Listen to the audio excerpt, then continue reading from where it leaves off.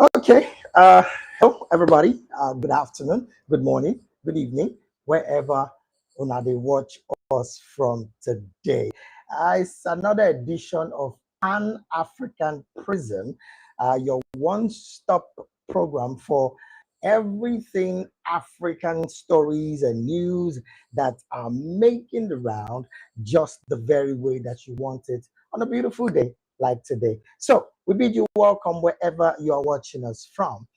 Today, so much to serve you, so much. And when I say so much, I mean so much because a lot is happening across Africa. Many things really happen. I will start off from the very Ogbonge one from Niger, where hey, giddy. Ghana go start to sell electricity to Nigeria. I don't say that story, yeah. When it popped out yesterday, everybody first look and say, how? But the truth is, say, Ghana Energy Minister and Green Transition, John Abdullahi Jinapo, don't talk say their country willingness to start to supply electricity to Nigeria now part of a broader regional ambition. When they hear that kind of one, part of a broader regional ambition. I know even as I'll take break and down for PG, but make I switch gears more to our Oyibo language where plenty of us, go sabi. That particular story, they, part of the conversation where we're going to get today. And many more stories like that for Uganda, where opposition leader Besigye in treason trial will continue because they don't release them from hospital. Say again one time where in be there for court, they can't almost slump, but they say in health they feel them, they can't carry and go hospital. But now they don't, discharge them from hospital and in go day, in go back to in cell where of course in trial will continue because the High Court trial of veteran opposition leader Besigye is coming to a flashpoint where several indicators of weaknesses they show up. Witnesses where then they try defend things where they're not supposed to defend. So much for this matter because again now something where you and I will enjoy for today matter. That one day for waiting we'll talk about today for Pan-African Prison. Oh yes, just in case you don't know, this is PETV Media. So if you haven't already, go straight to the notification bell. And if you haven't subscribed, yes, if you've not subscribed, go to our subscription button, click on that subscription button. Also turn on the notification bell so that when we come up with plenty of bonga gist like this one where we get today, una go be a part of it and of course enjoy every single bit of it. Well, like I talk, plenty gist there for us today because I know say many people don't they wait say waiting one shelle for Kenya. Another story where we'll talk about now this labor and economic matter for Kenya, where of course nurses, nationwide, strike of nurses and deadly anti-government protests, don't grip Kenya, where they are facing domestic pressure right now. Nationwide nurses strike over poor payment of their salary and working conditions has severely made the health sector become a standstill as we speak. So that one saved for the matter what we'll talk about today because many G's full ground and of course the only know the you talk the G's today because I get my analysts there we will soon join us for the matter. So I will only urge you and I to stay put while we, of course, still wait for our analysts to join the conversation. But I think I give you this particular story. So for Kenya, as we talk now, the health sector is at a shutdown because nurses they on strike. Now this is what they call nationwide mother of all strikes, as we take the talk for Obodo Nigeria here, because plenty things there for the matter. I mean, if you imagine say nurses go there on strike, can't imagine what thing will happen for the hospitals where they for for Kenya, as we dey talk. Plenty, plenty, plenty, plenty, plenty matter they for this plenty gist rather they for this program today. And I will only say make you and I, join the conversation and enjoy every single bit of it. We go take one very small break now. When we return, that one will take us straight to the conversation proper, because our analysts them don't they enter the studio. So they could hold on till they come back.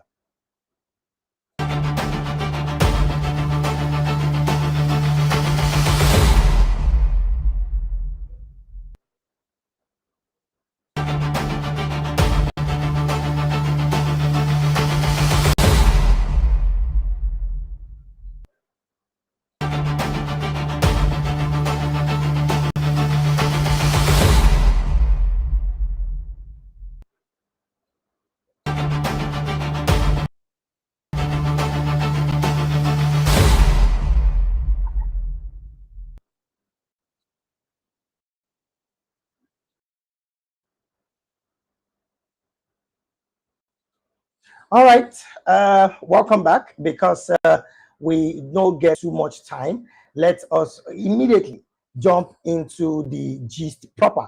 And I am excited this afternoon because I have my guest joining me in the studio already. In the studio already, I have Mr. Martins Irere Enjoy. Mr. Martins is a financial advisor. Is joining us virtually live from Kenya.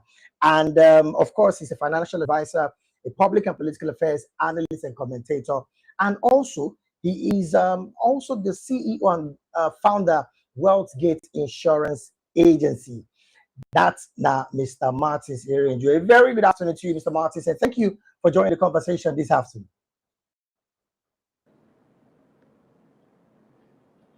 Good afternoon, Mr. David. All right, thank you so very much for joining. Well, we also have joining us virtually today, Dr. Joseph Opu. Dr. Joseph is, well, I want to call him a major player. Yes, a major player in the education sector in Uganda. He's joined us virtually from Uganda. Doctor, a very, very good afternoon to you, and thank you for joining the conversation as well.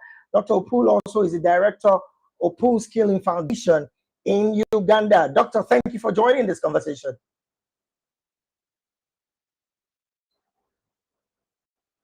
I would like you to unmute your mic so we can hear you, Doctor.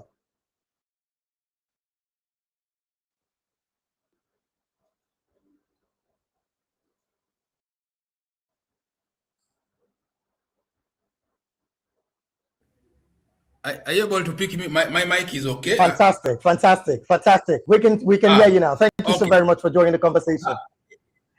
Thank you. Thank you so much. Let's get to it almost immediately.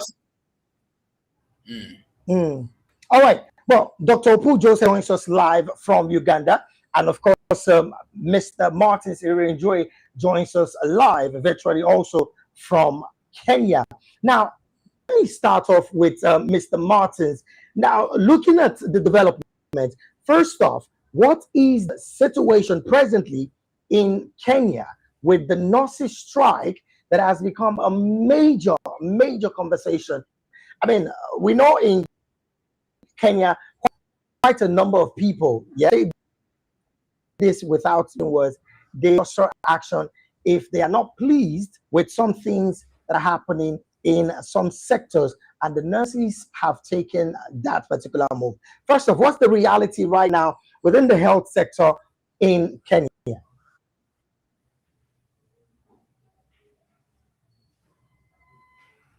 Please unmute your mic so we can hear you.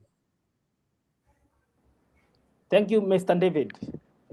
Basically, Yeah. to start with, it is sad where people who are entrusted with the taking care of the patient in the hospital are on strike. That is something that is worrying. However, uh, much being said, we are looking into avenue whereby government should address this issue urgently, so that the health system cannot, may not be deterred.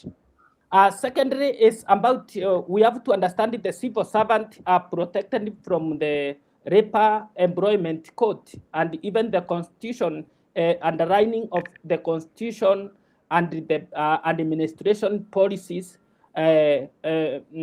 nurses and doctors, everyone that is taking care of the patient in the hospital, remuneration, salary and the remuneration should be part of their consideration. But seeing government bedding their end towards that act, it's not favoring the health system. Secondly, is to understand that nurses or doctors, some are employed by the county government. And you find that sometimes county government and distribution of resources, sometimes resources are remitted when they are drained. You find the salary for the workers in the county level are not getting their salary on time, and so much. So we need the government to address this gap so that patients can have trust with our public health care. However, in such kind of a situation, it is worrying. Okay, well, let me still stay with you because this is really some. Looking at this, would you say that the government has done, particularly on the part of the payment? Because this is what the conversation is in Kenya, where the nurses are saying they are not being paid. There is an agreement that has not been met. In fact, let me hold on this talk and play a particular video of the protesters today, and of course video clips to because yes, they are the ones who practically are giving us this particular video. Let's listen to this video, and I would have your thoughts on some of the conversation. Members of this union are marching to the capital, Nairobi.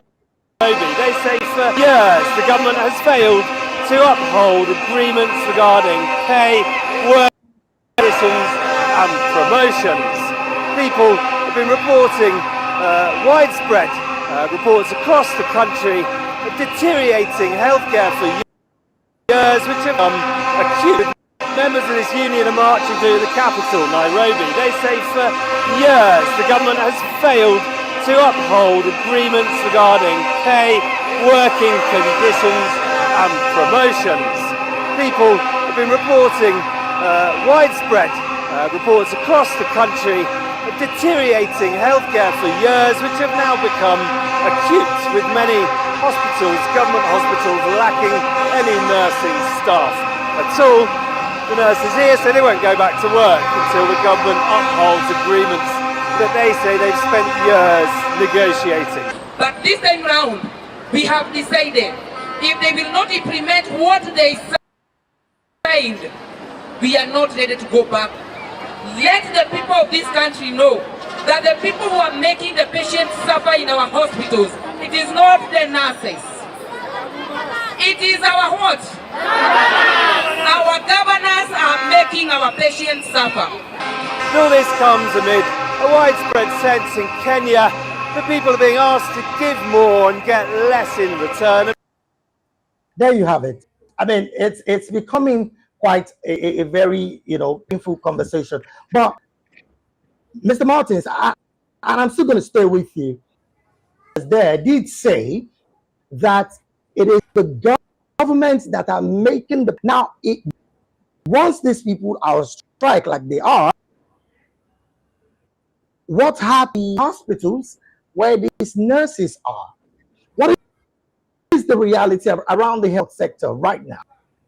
Thank you, Mr. David. To start with, there is a phrase or speech by Martin Luther King Jr. whereby he said, "I read somewhere freedom of assembly. I read somewhere freedom of speech. I read somewhere freedom of our rights." Basically, our rights begins with demanding our rights. And I can see, as the Constitution depicts, our nurses are demanding their rights. And it is the responsibility of the government to hearken to their cry or their request, because their contract depicts that there should be a salary increment after a certain time. And there is promotion in a specific time, as it depicts by their contract of employment.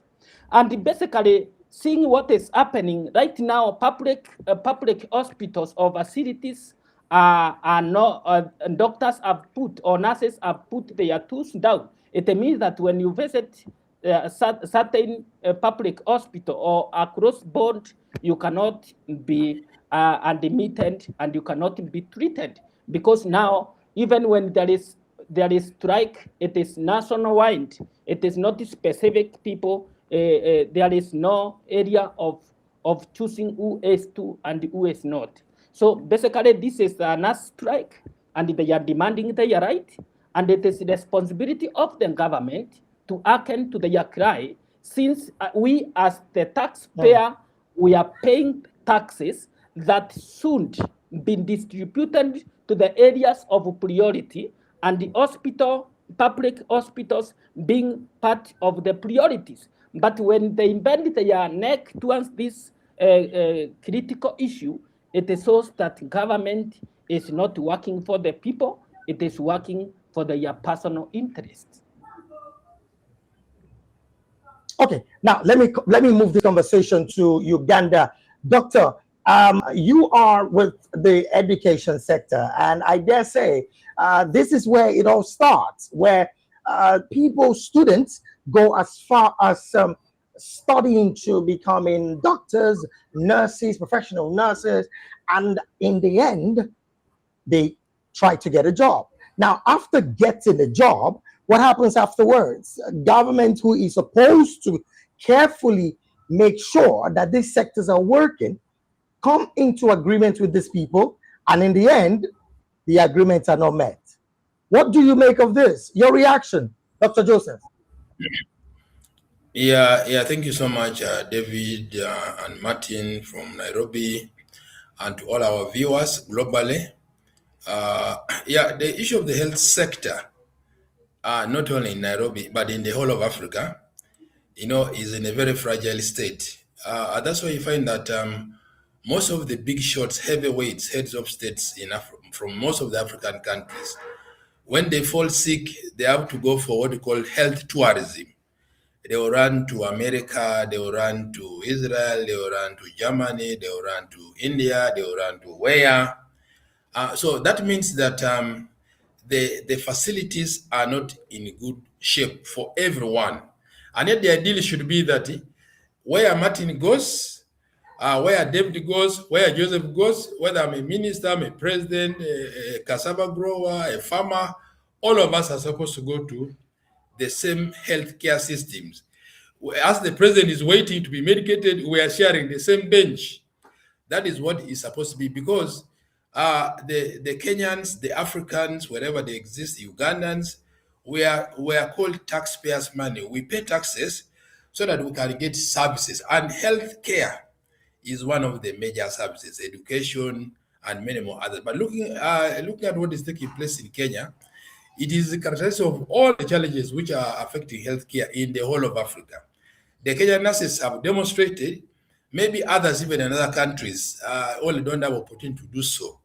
Otherwise, they would have done this. So, and now, if you find the nurses demonstrating and the nurses are not working, doctors cannot work without a nurse. You understand? So, meaning that even politely or indirectly, even the doctors are also on strike. You understand? So I would like to appeal. Oh, okay. Well, I can also appreciate the contribution of government. I know governments have been trying. The government of Kenya has been trying. They have made many promises to improve the welfare of the health community, the nurses, the doctors, and that has been the same issue not only in Kenya but in the whole of Africa. Even in Uganda, the president has been promised, we shall increase, we shall increase. But sometimes, maybe because of some constraints, but nevertheless, I would like to appeal to the government of Kenya, not only of Kenya, but even those in the whole of Africa, that we cannot delegate. Mm.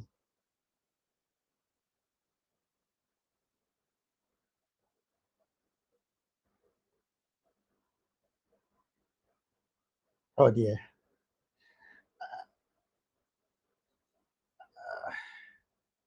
Well, I think the network is a bit not friendly here. Maybe we would have to switch. Let's switch the conversation. Mr. Martins, can you hear me? I can hear you.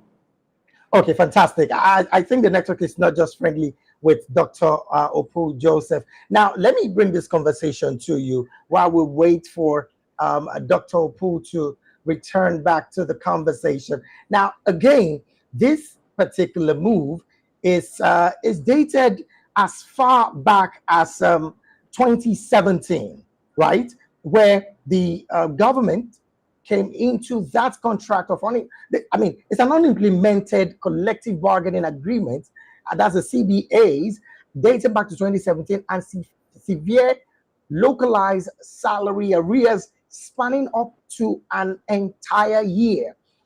What do you think that the government is not doing right, particularly in payment of an agreed fee? Are you still talking to me?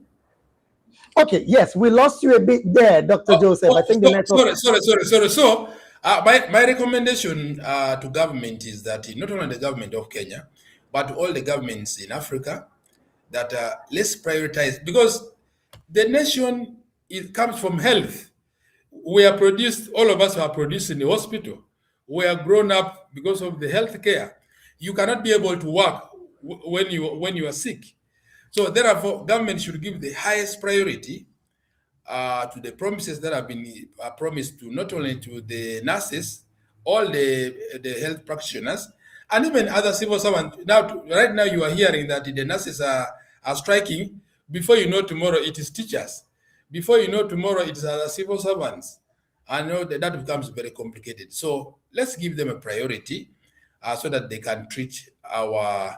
And by the way, on top of the shortages of healthcare officials or nurses and the rest, Yeah. We still need to recruit more of them. Okay, now still staying with you, Dr. Joseph.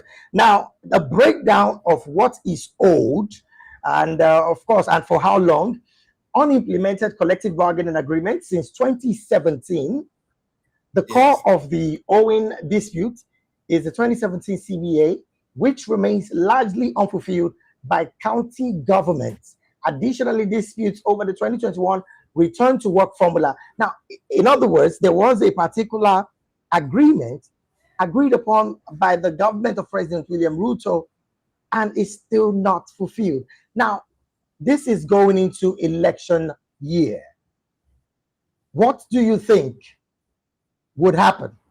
Should these continue for the administration of President William Ruto? I think the strike is coming at a very prime time. You know, the nurses and the healthcare must have been very strategic and say, okay, it is now almost 10 years down the road, 2017 to now 2016, we're almost 2027. That's almost 10 years down the road. So the nurses know that let's not strike in 2022, 23, 24, 25. Let's wait in 2026 towards election time, because many politicians listen to elections. They understand the elections more. And now this demonstration, which have been captured by international media, makes the president to think twice for how long will I continue showing this to the international community? BBC, Al Jazeera, and many more other media houses are capturing this. So I am sure that the healthcare workers are trying to put the president in the corner, that since you have not been able to do this for the last 10 years, now this is the time before elections. You either give us what you promised or we deny you the vote. And don't only look at the nurses, even the patients, the entire community will join in, and I think the president will be in trouble. So the earlier he deals with it, the better for him. Okay, now it's interesting you've also mentioned the president. Interestingly as well, the president has also given directives to all of the MDAs. I mean, we discussed this just a couple of days ago. Directives to all of the MDAs to making sure that they propagate the gospel of what administration has done. And for the benefit of our audience who are just joining in, this is Pan-African Prism right here on PETV Media. Of course, I have my guest live from conversation, and of course, Miss joining the conversation live from Kenya. Now, Mr. Doctor, I want to play a particular video, and that video clearly about a statement credited to the president. I hope I have it, president, that the people should do more. I mean, the MDA should do more by telling the people what he has done since he got to office last time out. Okay, maybe in the course of the program, I'm going to look for that and play it. The president is saying, we're doing a lot. The people are not seeing it. Is it possible that President William Ruto and his administration is doing so much and the people are not feeling it? Example is these nurses who are going on the streets on an industrial action. In fact, David, sometimes what the president is doing is good to document what you have done. Let the citizen know what you have done in case some do not understand. But when you continue convincing people to convince them, I've done 1, 2, 3, I've done the other, I've done the other. But the people have the eyes. They have the eyes, they have the ears, they have the brain, meaning that they see and they know what you are doing. And by the time when they start rioting, it means they are not convinced. What you have done is probably fair, but not good enough. It's not excellent enough, or not very good enough. Fortunately, I have happened to be to many countries. In May, I was in India. Sometime back, I was in China. I'm even going back there soon, next month. Now, in China, for example, the doctors or the healthcare experts don't wait for patients to go to the hospital. Every doctor and every nurse within a certain village has a specific number of households who they go and check pressure, blood sugar, what. And then now, if the situation seems to be beyond their control, they can now communicate to higher levels where maybe bigger doctors come, whether it requires an ambulance, and many more others. So, okay, much as the president claims that he has done a lot for the people of Kenya, that is for sure very good. We cannot say that he has done nothing. He has done something for sure, but maybe a lot more needs to be done. You understand? So it's not easy and only good to say that you have done enough. Let's continue doing more. Let people stop demonstrating. Let's give people their money, the package, and many more other. And then, of course, David, what I also want to hurry to say that me, I'm a civil servant, but salary has never been enough. So on top of paying money for increasing the salaries for these people and other promises that have been given, I would like to appeal to the government of Kenya and even to other African governments. Also, these people should be supported with soft loans. They can be trained on skills development, supported with soft loans, so that they're able only to do other things, not only to rely on salary. Because when you reach the age of 60, they say, please, you go home. Let other people come. You are not able to earn salary, but you can continue doing your other businesses. All right, then. Let me take this into Nairobi. Mr. Martins, looking at this development, what is your take as well? Because this is becoming one too many when it comes to, the government of President William Ruto. Again, this is dating back 2016. And the people are clearly saying the president seemed to be far with the lived reality of the Kenyan people. Plus the fact that there are still some controversies surrounding the payment and when it was the agreed payment, the 2017 agreed payment, and if it was paid at all.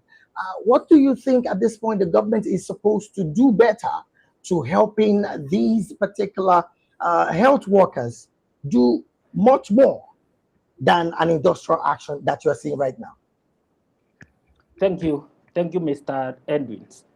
One, we have to look into health system in totality, and what we can say is that the African leaders, not only Kenya, they are not giving priority to issues affecting the common man.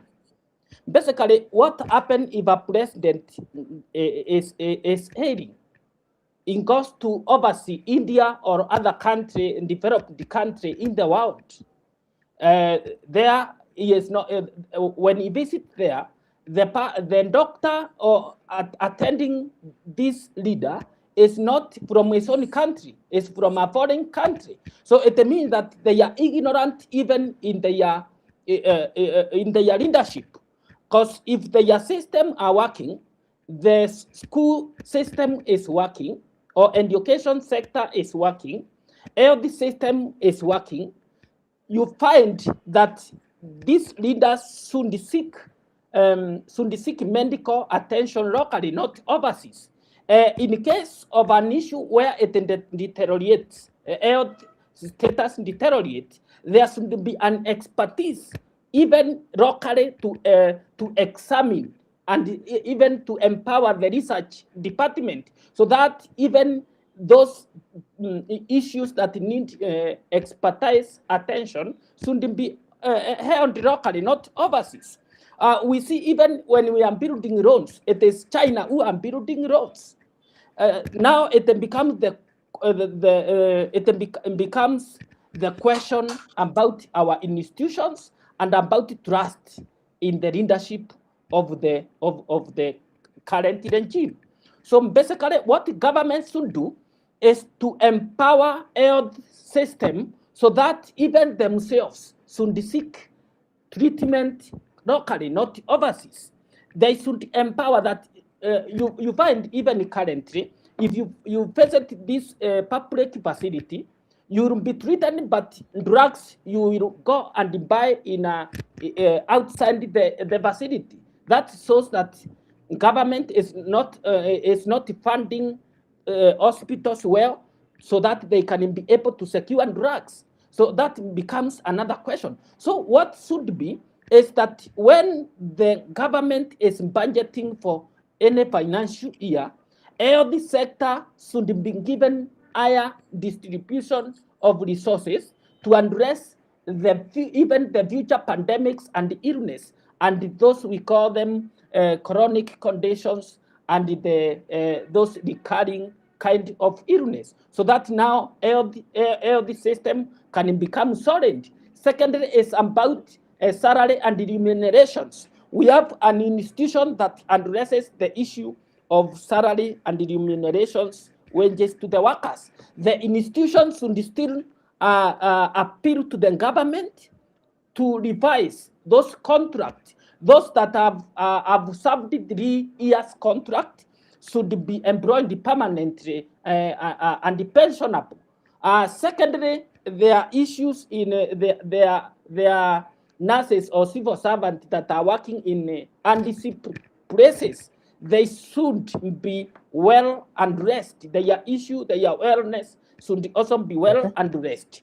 Secondly, facilities that we are going to seek medication or services should still be refurbished so that doctors as well, they can harness the patient. They are patient that can spread this kind of pandemic or chronic conditions. If these doctors' well-being is still not well observed, we're gonna have so many casualties, even to the same doctors and the nurses.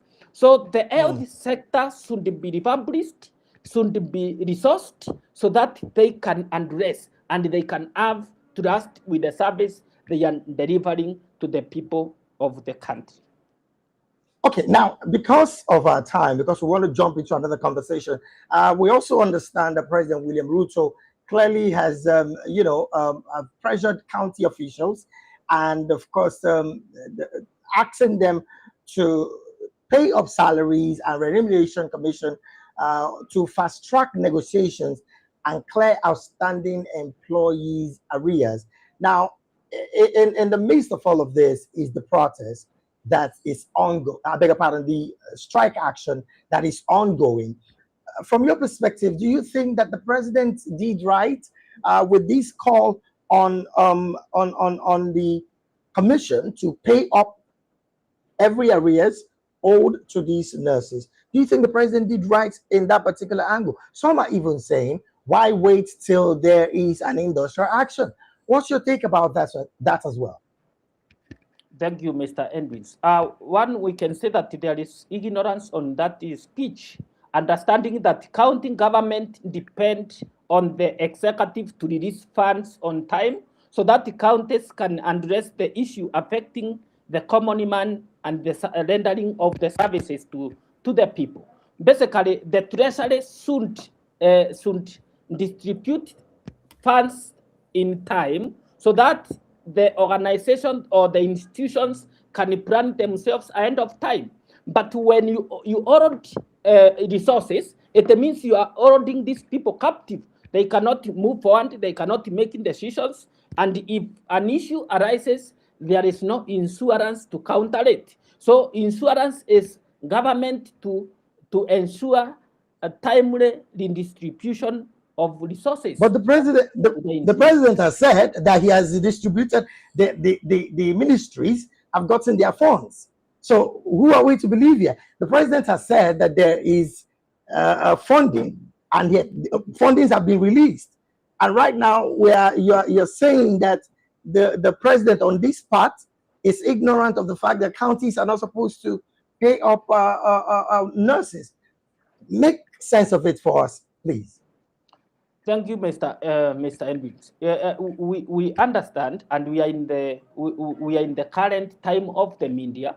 We are seeing leaders in the government institutions, like county government, appealing to the government to release funds in time, to release what we call there is what is in the budget, whereby if you have exhausted a certain portion of distributed amount resources, you can request for further supplementary.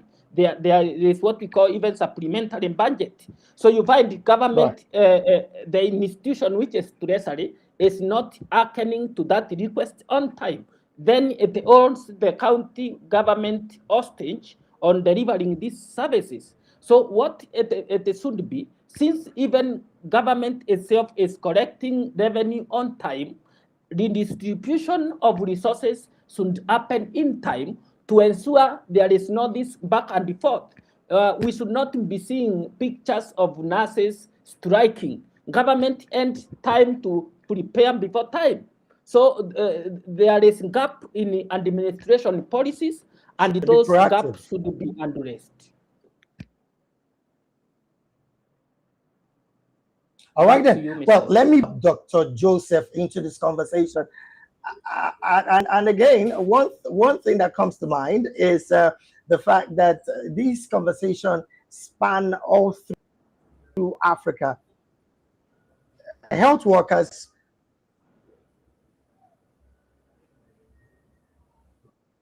go as far as other European nations, where, of course, the pay is quite different. The working condition is also different. You know, now I'm practically talking about brain drain here. Should government be proactive enough all across Africa when it comes to sectors, not just the health sector? Dr. Joseph, your take. Yeah. Thank you very much. As you're aware that most of African governments, of the very many sectors, they prioritize security and the army. Of course, that you cannot do the rest of the things. You can't do education, you can't do health, you can't do farming, you can't do in a place which is not secure. So we are saying that, yeah, it's good to maintain internal security, external, buy weapons, what and many more others. But also we are saying that, yeah, we are buying weapons, but for killing who? Who are these weapons killing? These weapons are killing your sister, my brother, your what? And you see countries are happy. I see African countries, the top 4 countries with the strong militaries, they display and many more others. That is fine. But what we are saying is that, yeah, we need strong healthcare systems. We need strong education. We need strong industries. We need strong everything apart from the big budget, because every country in Africa, the biggest budget is in the army, security, army. That's where you find a big budget. And part of the budget is even classified. But what I was saying is that, yeah, one day, one time, Avamas, you put a lot of money in the security, in the forces, when people are poor, when they're not getting medical care properly, when they're not getting education, it will all come to pass. So we need to strengthen healthcare systems, which is good for all of us. Okay. I'm going to still stay with you, Doctor, because it is interesting you mentioned the fact that there is so much budgeting for security all across Africa. Now, I'm bringing the stories back home to you. And of course, when I say back home, I'm talking about Uganda, where the opposition leader has been discharged from the hospital. And again, that simply means that he will be visible in this treason trial that is ongoing in Uganda. What's your reaction to that? Just recently, in fact, in one of the most recent news across Africa, the fact that the son of the president, and I'm talking about General MUHOOZI, also of any support, I will win Uganda's 2021 election. Now, this is the son of the president talking about the election of 2031. What's your reaction? Yeah, thank you so much, David. I'm aware that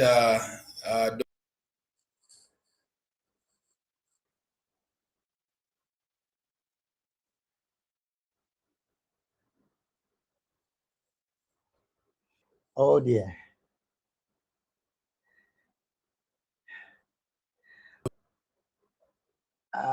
Well, I think doctors network seem to have held him back. Mr. Mortis, are you still there? Yes, Mr. David. Okay, now, okay. Doctor, your network took you off a beat. I don't know if you can hear me now because you're okay. I think Doctor. Sorry. I think I had network problem. All right. So I was explaining the son of the president. I was explaining that yeah, Dr. Besigye's situation is delicate. Go ahead. It is delicate, and many people are sympathizing with him, including those in government. Now, surrounding the case, his treason case, I don't have details. You know, something which is already in court. The court is yet trying to collect evidence, so we cannot say whether he's not guilty or is guilty. But getting back to what you are saying about General MUHOOZI Kainerugaba, his bid to win elections in 2031 as the president of Uganda. One is that MUHOOZI Kainerugaba, who is the CDF, Chief of Defense Forces of Uganda, like any other person, is free to participate in election if he wishes to do so. One is that he may say that he will win. First of all, David, everyone who goes to election says, I will win. Everyone. So it is good for him to dream that he will win, but the winning depends on how he's going to talk to the population of Uganda. If the Ugandans admire and they look at his proposals, his manifesto is good for the people of Uganda, maybe they can elect him, maybe they may not elect him. So it's good to dream. I think General MUHOOZI is only doing the dreaming, which is good. If you want to achieve something, you must dream about it. So him saying that he's going to win election has nothing with the way the Ugandans will decide. You understand? So the Ugandans may decide otherwise, or they will vote for him. Depends on what he Now, Doctor, will tell the people of Uganda. Doctor, what yardstick is General MUHOOZI standing upon?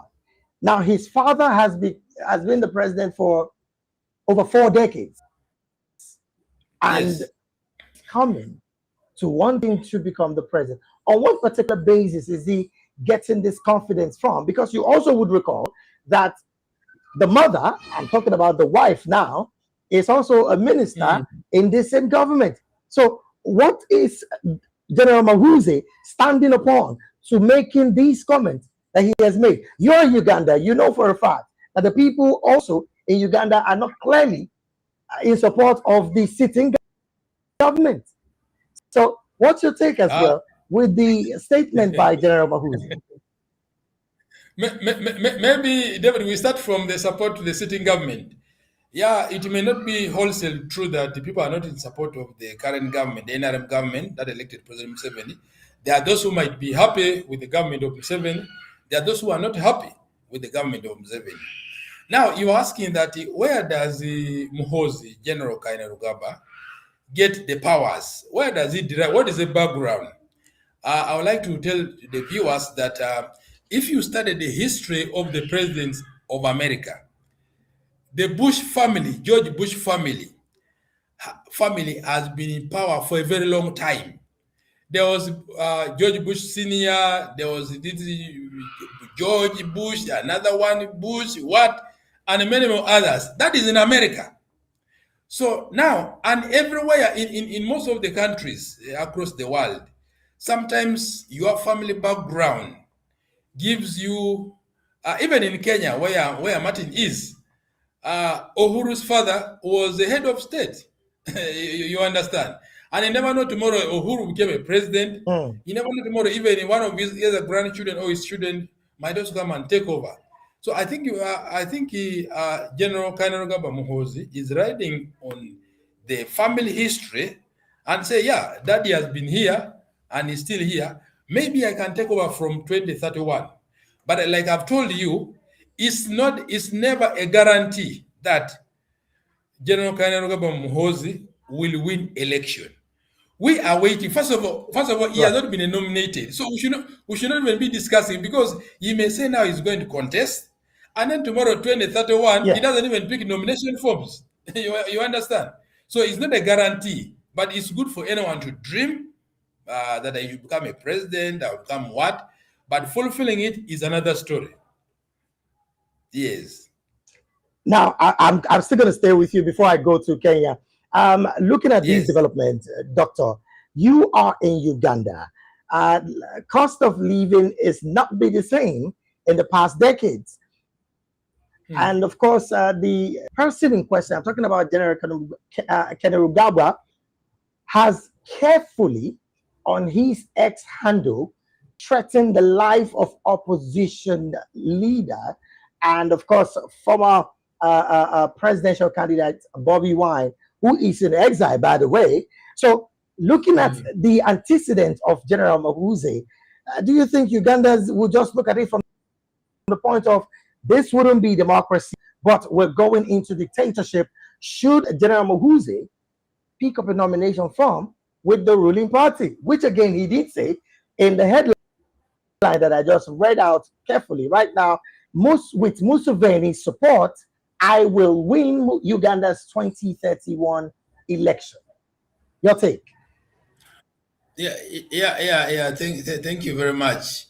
Well, I understand that opposition leader Bobby Wine, Robert Chagulanyi, former presidential candidate, is in exile. I understand. I am not sure whether he's there because there is no clear information which indicates whether he's in exile or he's still in Uganda.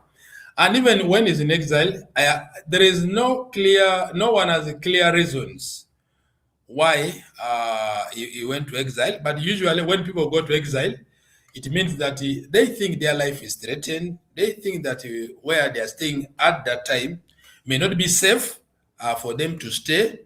And therefore, they will seek for a safety in a place where they think they can be comfortable. And then maybe that's why probably Chagulanyi Robert, Bobby Wine, may have gone to exile if he's there, because I am not yet sure.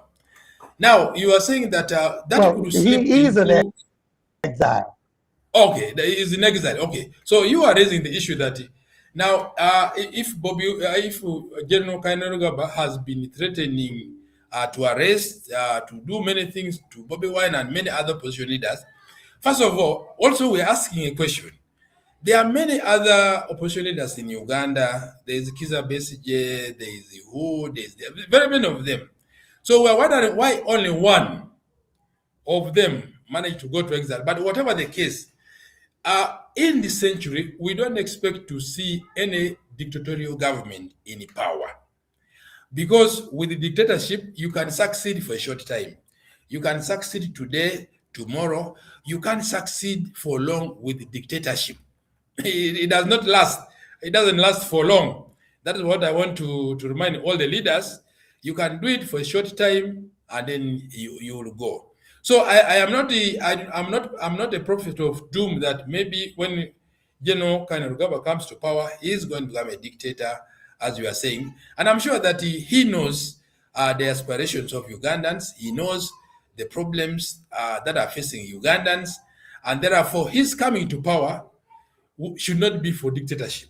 If he's coming for that one, then that will not be good for Ugandans. Right now, some of the supporters of General MUHOOZI, and I want to cite one of the ministers, Honorable Balam, is a minister for local government in Uganda. He has come to fight corruption. I know that many people are questioning why is he fighting corruption in all the local governments, what about in central government, and many more others. But what Honorable Balam has exposed, who is one of the follower and the believer of General Kainerugaba MUHOOZI, thinks that this is what exactly MUHOOZI will come and do, which had become a challenge to His Excellency Yoweri Museveni Kaguta. The question of corruption has been very big. Now you see people are following Honorable Balam, the Minister for Local Government, everywhere he goes. And they come in big numbers, 20,000, 30,000, 40,000, because they know, I think this is the person who has now touched the right button. Because government has done a lot. They take roads, they take schools, take medicine, and many more other items. But most of those are being eaten by some of the enemies of progress who are working in government, who are working in local governments, they're working in districts, they're working in sub-counties.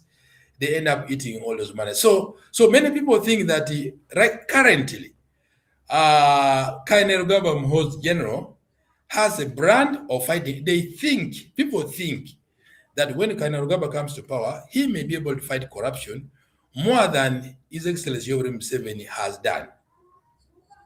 Okay, now I like this specific word that you just used, clearly stating that people think that should he get into office, he'll be able to fight corruption. And Yes. This is a very interesting thought that you've just dropped. But I want to find out from you again, using words like do not, he should, talking to opposition now, and I'm talking about the tweets made by General MUHOOZI on X, stating that opposition leader Bobby Wine should not return back to Uganda. That, again, is a major threat on the part of the general. Don't you think so, Doctor? First of all, Chagulanyi is a Ugandan. He's born in Uganda. He has grown in Uganda. So he has a right to live. He has a right to come back. He has a right to do everything which is within the law in his country of birth. This is where he has been born. And even this way he will be buried. He cannot be buried in another place. So personally, I've not been able to see the tweet by General Kainerugaba MUHOOZI about Bobby Wine not being able to come back. But if that is true, that is his own opinion as an individual. I don't think whether that all the Ugandans... Doctor, he is the major chief of army staff in your country. Now, interesting part of this conversation is the president did not say anything afterwards. And we're talking the period of election. So isn't the body language of the president clearly stating the position of the son, General MUHOOZI, in all of this? First of all, what you should bear in mind is that growing, or when you become a leader, any leader, not necessarily MUHOOZI, any other leader across the world, leader.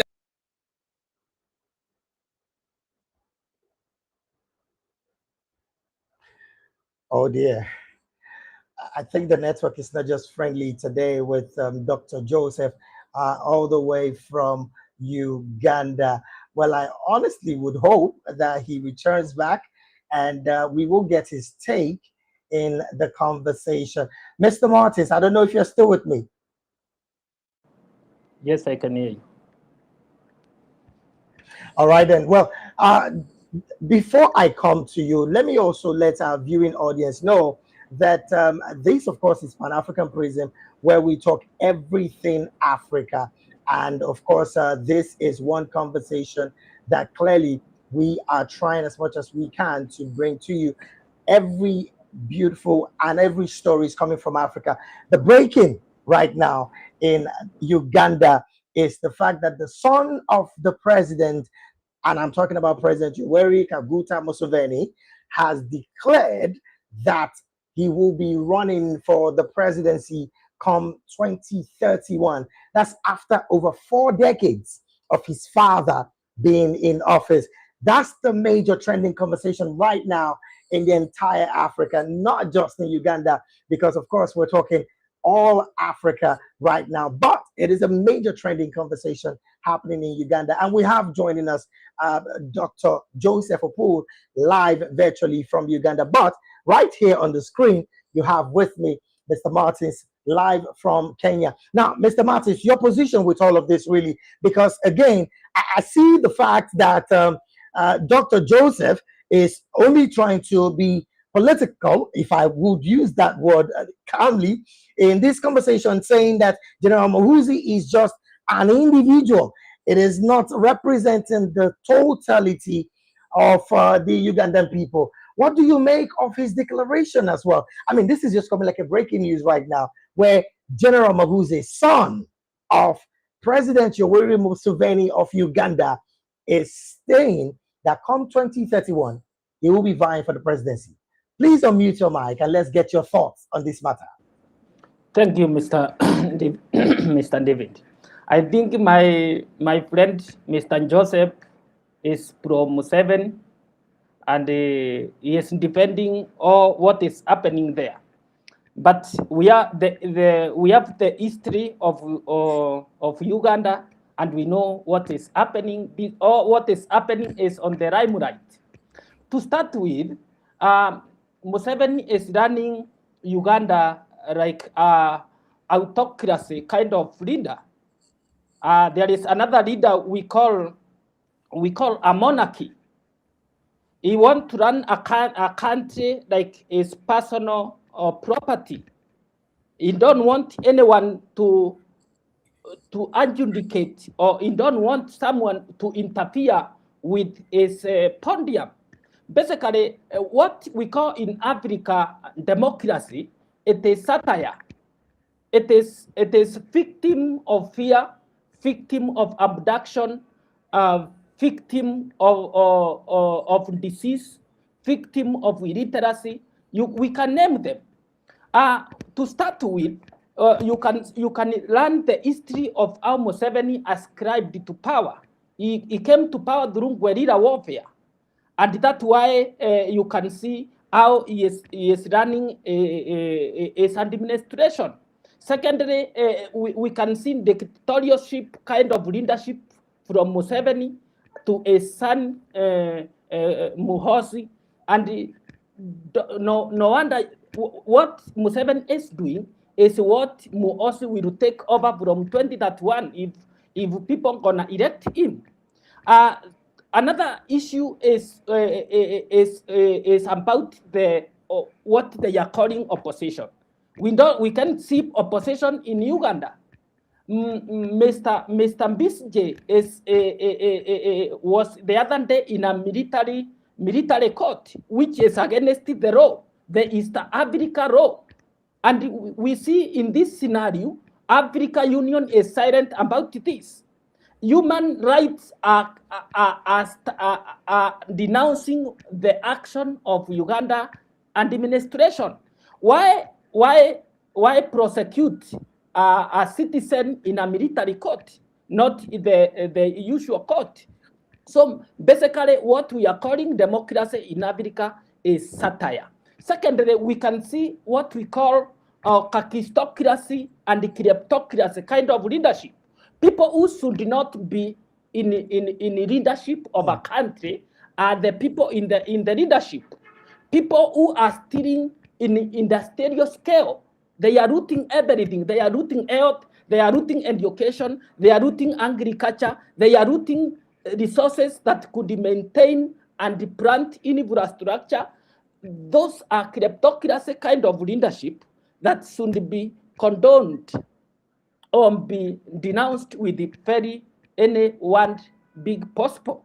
Another thing, when we look at the democracy of Uganda, is whereby there is silence and fear. Like now, you can see in our country, Kenya, you can see nurses striking. In Uganda, I'm saying in the presence of my friend Joseph, in Uganda, you cannot demonstrate. You will be abducted, or rather, you will be killed, and all kinds of inhumanity can happen to you if you try to influence people to go to street. So secondly, why Museveni is silencing the opposition leaders is because he don't want what we call referendum to happen. If referendum happen now in Uganda, we're gonna see a country that is doing or operating like Kenya. Here in Kenya, we have freedom of assembly, we have freedom of speech, we have freedom to fight for our rights. That is the power that is dispensed by our constitution. You think you can find such in Uganda? Are you saying we can find such of soft freedom in Uganda? Is that what you're saying? Yeah. Yes. What I'm saying is what I can tell you, and Joseph will witness this. Will confirm this in near time.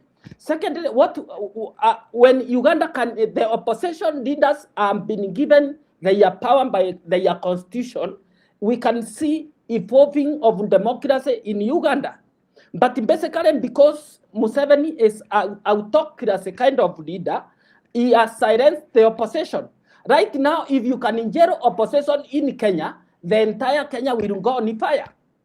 If an opposition leader is in prison and he has been denied medical care, the country will go on fire.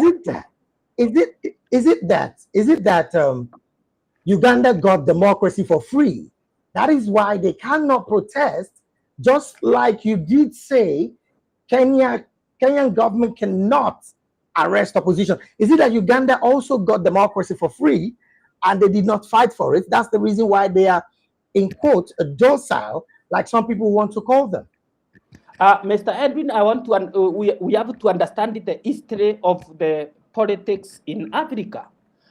When we were gaining our independence, we transit into a system of our own colonial master, black master, and basically in a country where democracy has not evolved, where people like Besigye, like Bob Wine are not arising, we will see a democracy or a country that is suppressed to their need. And in this case, what is happening in the majority of the country in Africa, it is the country that gave power to individuals that were colonial masters, and those families are extending their power to their family. That's that's what we call autocracy kind of system of government, monarchy kind of government, gerontocracy kind of governance, kleptocracy kind of governance, plutocracy, and the kakistocracy kind of governance. So basically, Uganda should come up with a referendum to change constitutions that the president should run for 2 terms. Here in Kenya, we have a constitution that president who have exhausted the 2 terms cannot run again until that constitution be amended. And that to amend that depiction in our constitution, it has to take another referendum to change the term to 7 years. The other day we see what Zimbabwe did. They have devised their constitution whereby they have suppressed the will of the people. Constitution, the first chapter and the vast article of our constitution starts with the sovereign power belongs to the people. But when you suppress people, the will of the people to that law, it means that we have a leadership or a system of leadership that is autocracy, that is kleptocracy, and that is aristocracy. All right, all of the classes really, because this is really becoming a major talking point. Now, let me take this conversation back to Uganda. Dr. Joseph, this announcement by General MUHOOZI is not going to go down well. And I'm sure you are already imagining what it looks like, even from a fellow East African like Mr. Martins in the conversation. But then, before I go any further, Doctor, I know you are fully aware that Madam Janet Museveni, the wife of President Yoweri Museveni, is also the Minister of Education and the Minister of Sports in combined, 2 ministries. General MUHOOZI Kainerugaba is the Chief of Defense Forces. Of course, that's the son of President Yoweri Museveni. Natasha Museveni Karugire is the presidential assistant in charge of household at State House. That's the daughter of President Yoweri Museveni. Now, of the extended family members, families, in-laws, and relatives, President Museveni has appointed numerous other extended family members, cousins, and in-laws into various advisory, administrative, and ministerial positions across his administration. With all of this, do you think that the fact that General MUHOOZI, the son of President Yoweri Museveni, I will be running for the OT come 2031, do you think that that particular statement would anyway give space for opposition figures to come and want to contest? Because this, again, is a man that has clearly been visible during the election for his father. I mean, your reaction following the fact that several people would not be taking this particular decision as calm as you are.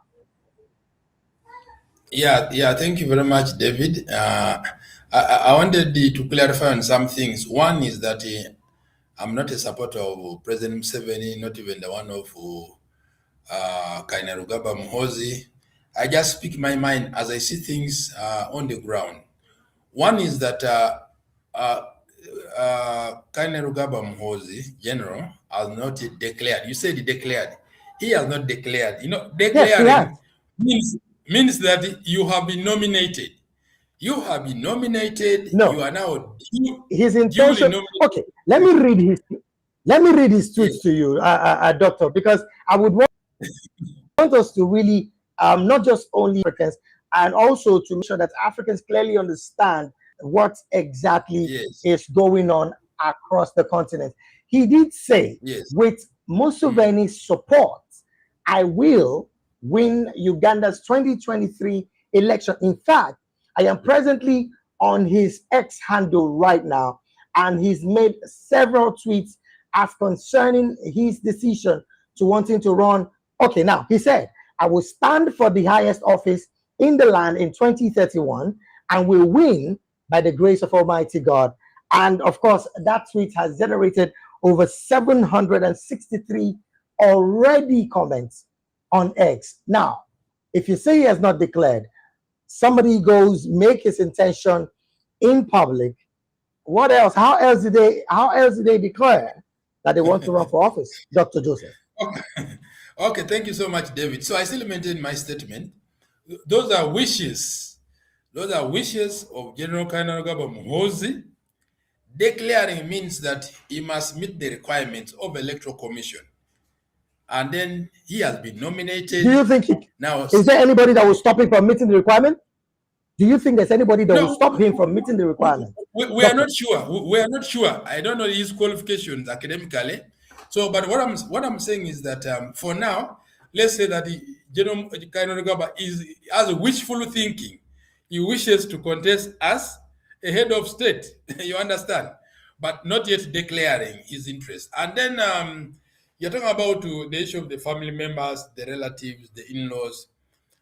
You know, once President Yoweri Museveni or another person, even you tomorrow when you become a president, you have people who are around you. If they meet the requirements that are needed for a certain job, now will you deny all your relatives? Doctor, are you saying the entire Uganda does not have a very competent person that will be in the office of the sports ministry or even the education ministry or even the military, as it were? Is that what you're saying? Certainly, there are no competent people. There are many Ugandans, starting from me. I am very competent for that office, but the opportunity to serve in the office has not yet come. And in the same way, so why do you think the presidency is giving his family members that opportunity and not give legitimate Ugandans that opportunity?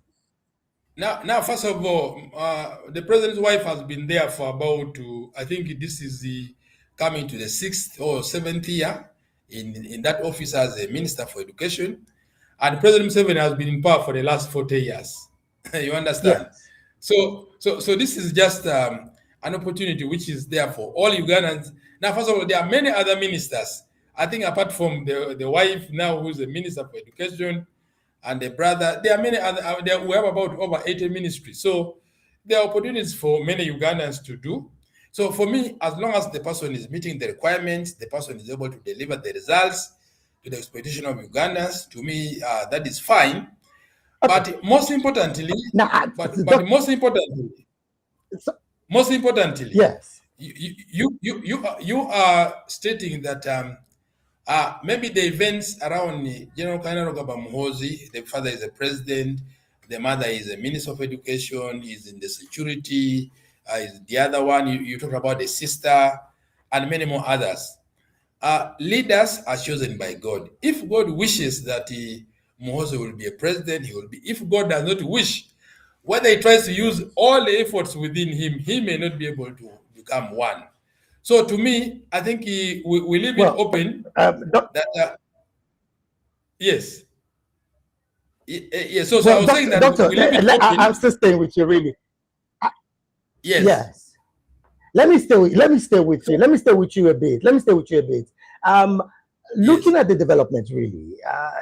I mean, Uganda is a country of a number of young people, intellectually sound, and all of that. The president, in his wisdom, like you said, is saying his wife is fit enough to hold two. Again, I ask you, are there no legitimate, fully fit and sound individuals in Uganda that can man those positions. Plus, that's one question. The fact that these individuals, the family members, are in government, isn't that conflict of interest on its own? Yeah, one that I want to say that Honorable Janet Kata Museveni is holding one ministerial post, Minister of Education and Sports. It's two ministry posts, Doctor. It's two ministry posts. Okay. She is the Minister of Sport. She is the Minister of Sport as well as the Minister of Education.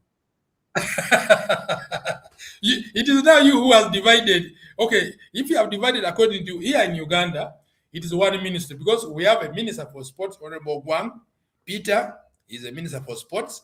We have a Minister for Higher Education, is also there. But that aside, you are asking that is it not conflict of interest to appoint your wife and your head of state?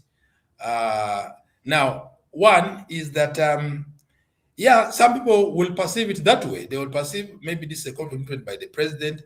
Others will say, well, if she's capable of delivering what Ugandans want, what is the problem? Shall we deny all the people who come from the family of the president an opportunity to serve Ugandans just because it's a conflict What would interest? Dr. Joseph Opu say in this situation? Now, let's not talk about other people. Let's talk about you now, Doctor. What would you say?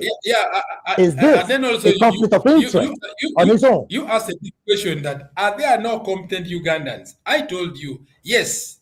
Starting from Opulu Joseph, I am competent. I can be a good minister for education, having had a background in education.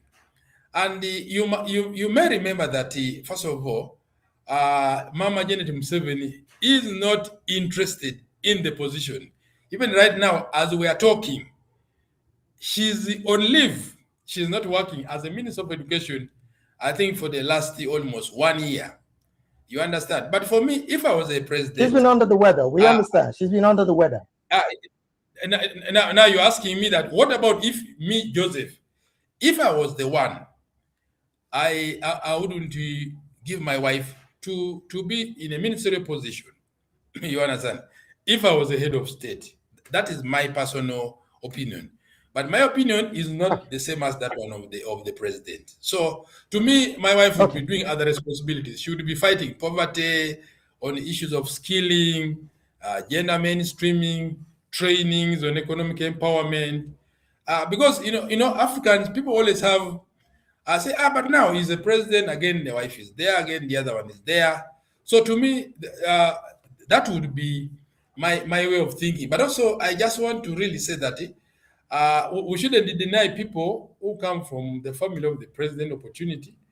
If they, first of all, she was a member of parliament.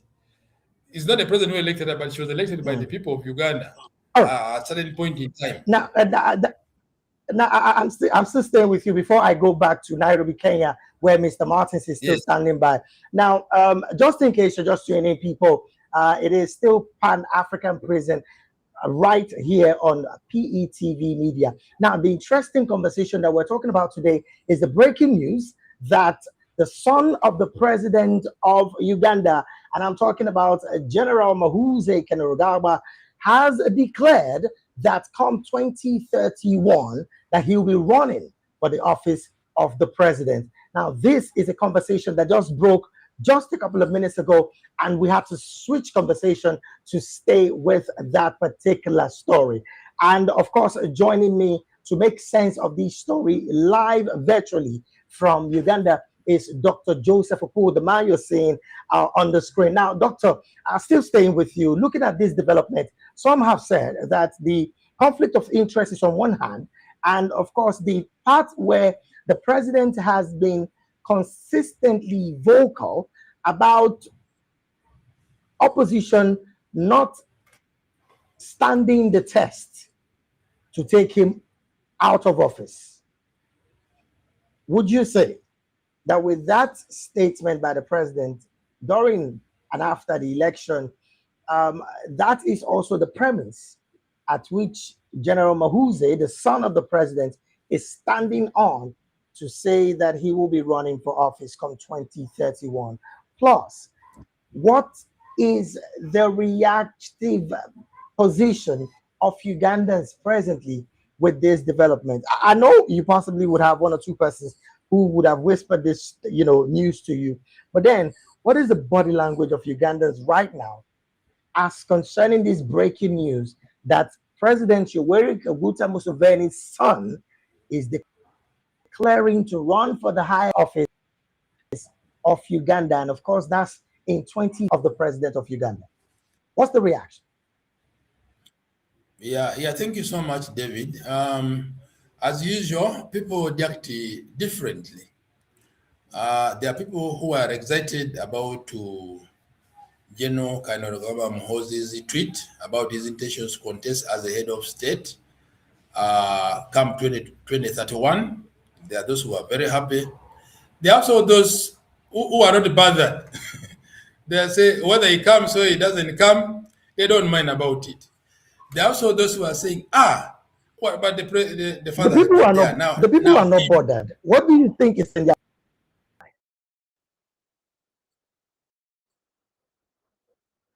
Why do you think they're not bothered? The people who are not bothered, why do you think they're not bothered? No, that's what I'm telling you. Let me first finish. People react in three ways. There are those who are happy, excited. There are those who are indifferent. Let me use that English. They either they don't care, like they care. They are just there. Then there are those who are saying, but is Kainerugaba Muhoozi really capable? Will he manage the office? What about the fact that the father has been there? Will he be like the father? Will he exceed the expectations of the father? Will he do something new that the father never did to Ugandans? You understand? So people are asking different questions. It's like actually what General Kainerugaba Muhoozi is doing right now is to throw the stone in the bush and then see which animal is coming out of the bush. You understand? So Muhoozi is trying to get the views from the people. What is their major cry? What is their major problem? How else should I be able to support or to lead Ugandans better? You understand? So he's doing needs assessment. Kainerugaba Muhoozi is doing needs assessment, even from those who react positively, those who are indifferent, those who are negative. He combines all those views, and if at all he is really interested in contesting as a head of state, he can be able to sieve and use that information. And to me, there is nothing wrong one dreaming. So to me, I'm saying that as of now, Kainerugaba Muhoozi General is dreaming, is wishful thinking, and say, maybe I can be a good president. Maybe not. You see all the things. Even him is not sure because if he was sure, he would not even be telling anyone, because he will just wait and say, with me it's a sure case, I will automatically become a head of state. Okay, now still staying with you. This is becoming something interesting here. David, you're asking me why are people not bothered?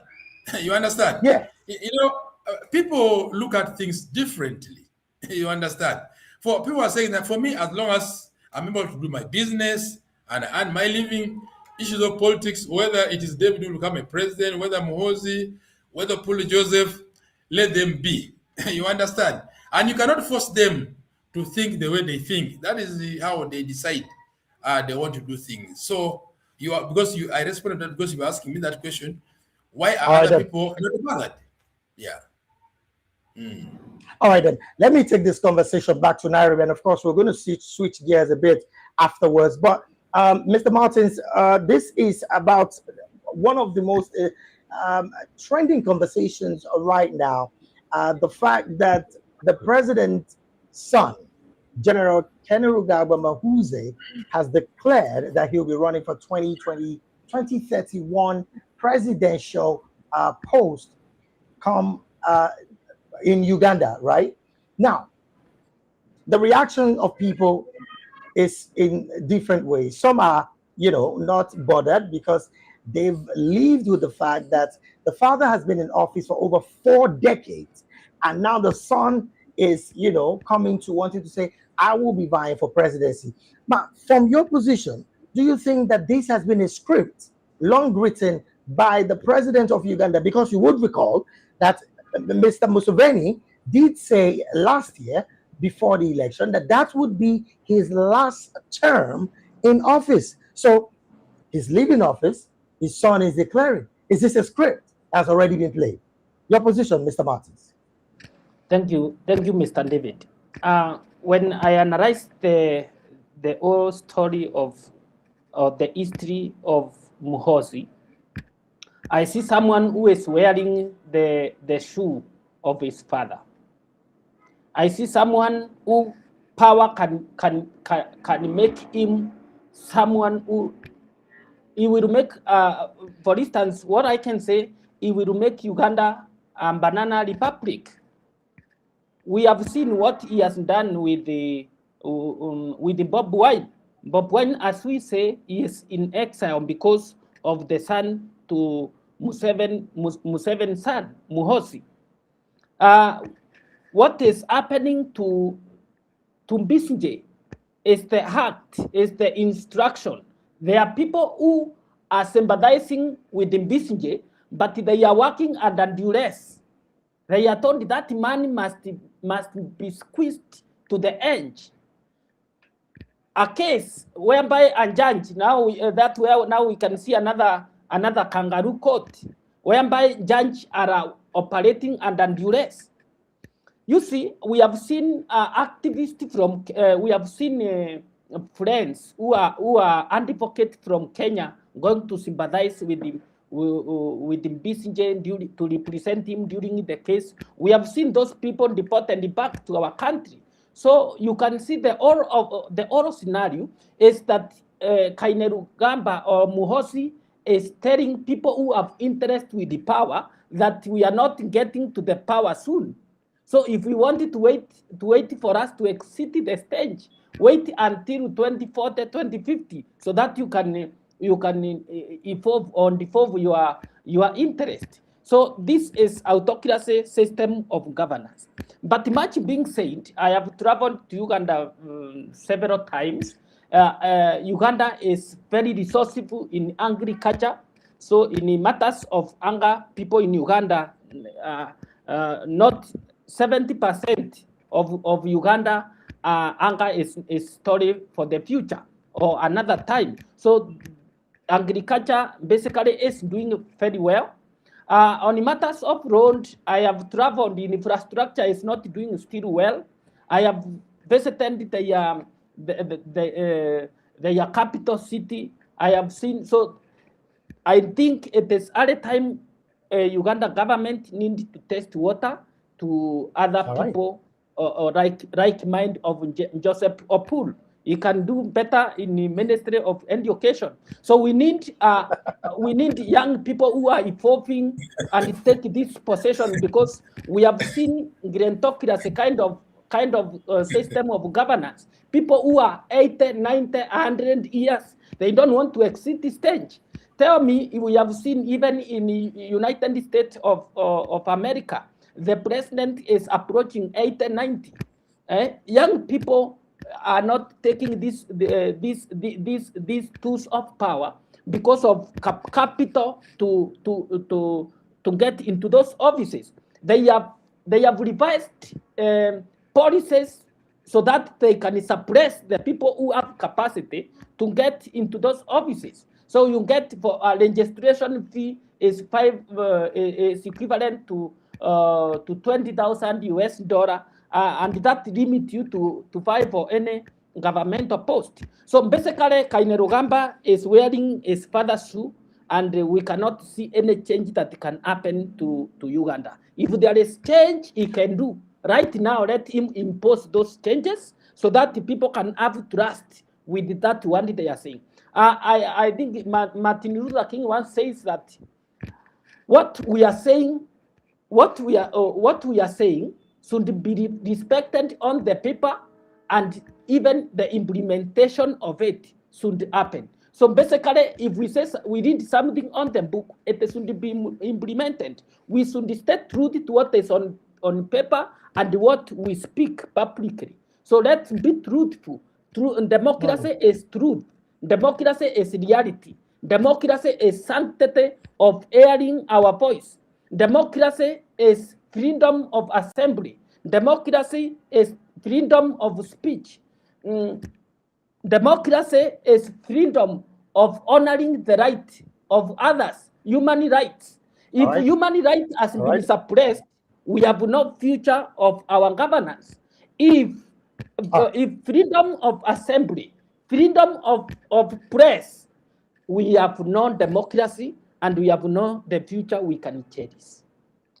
Okay, now because of our time, really, we're going to go. We'll come back to this conversation because there are some developing stories as concerning this particular headline that I did reel out earlier. Now, just in case you're just tuning in, this is Pan African Prism right here on PETV Media. Now, this, of course, breaking some few minutes ago is the fact that the son of President Yoweri Museveni of Uganda has declared his interest to run for the office of the presidency come 2031. What that simply means is that in 2031, the son of the president would be running for office. And that's the president that have been in office for over 30, 40 years, over 40 years. Well, this is a conversation that have been ongoing, but I wanted to switch gears a bit and bring to the fold a conversation that also did make the round yesterday, and that is the sudden power shift that hits the Tanzanian executive branch, where the vice president, Emmanuel Nchibi, has officially tendered his resignation.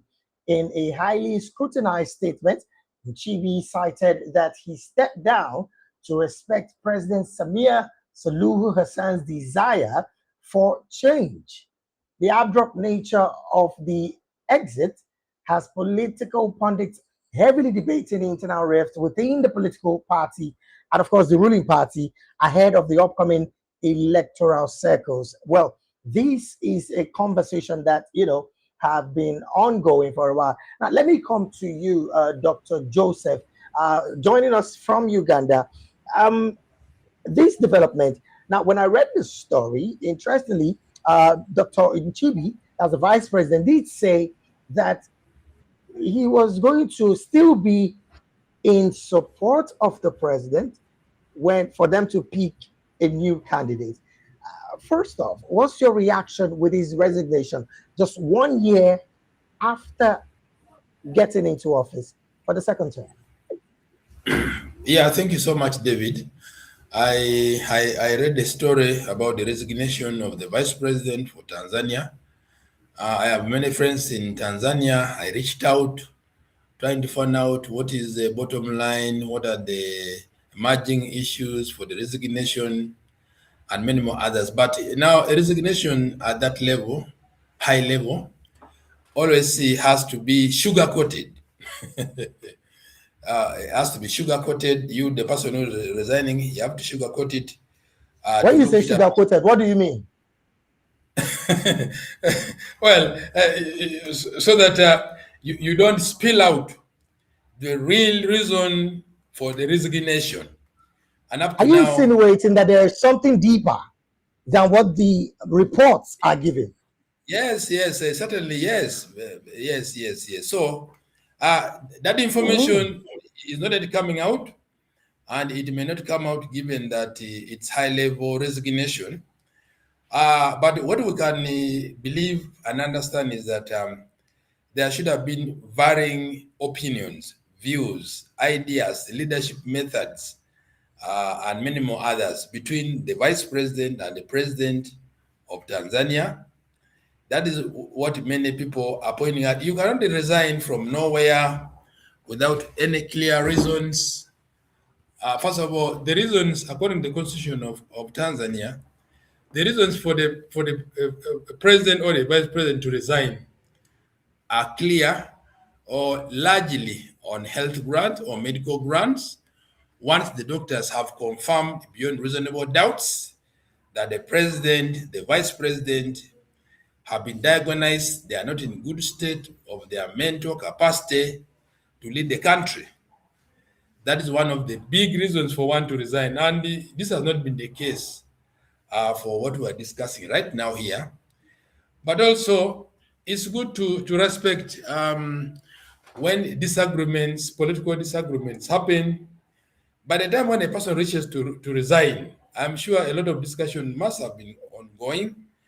And it was one of the best options to do at the time, that resignation is better than doing anything else. So to me, no matter the sugar-coatedness of the resignation, we still receive it the way it is. After all, we are only reading what we see in the press. What we are not able to see in the press or what is classified, we leave it for that level. But of course, it tends a picture to the president, especially now that elections should be around somewhere. You know, Tanzania is a role model in East Africa. You understand? They have been having, you know, this lead after the other, this lead after the other. So we do not want it to get spoiled, and then the role model gets spoiled. I think that will be a good role modeling for East Africa and even the whole of Africa, because what happens in Tanzania is widely documented in the whole of Africa and even in the whole world. So we received the resignation. Maybe if other details will continue emerging, we shall always receive them. Now, I like the fact that you've said that in the midst of all of this, there is also some underlying truth that is not being said in all of this. There's also reports about the fact that this man, Dr. Nchibi, did say that there should be a major, intense investigation of corruption in some of the ministries. Now, again, this at the backdrop of all of this is neither here nor there, that this call for a major investigation of corruption is the reason why he's been asked to step down.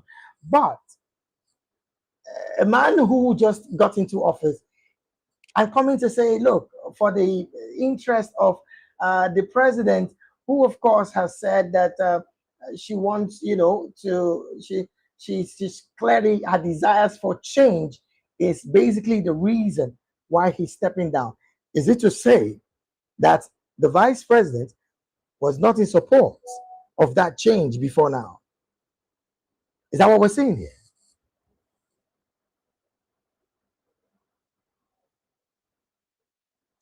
Oh, well, I think Doctor's network has also held him back. But let me bring in Mr. Martins into the conversation.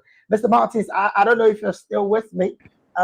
Again, this is something that I am really hoping that we have a glimpse of your take about the resignation of Mr. Nchi in this in the policy of Tanzania.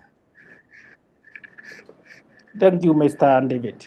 I think what we have been discussing is very clear, and it is the same democracy that is dispensed in Uganda. It is the same democracy that is dispensed in Tanzania. Tanzania, these are the two like mind. It is a system of autocracy as well. You have seen in the near time what has transpired during the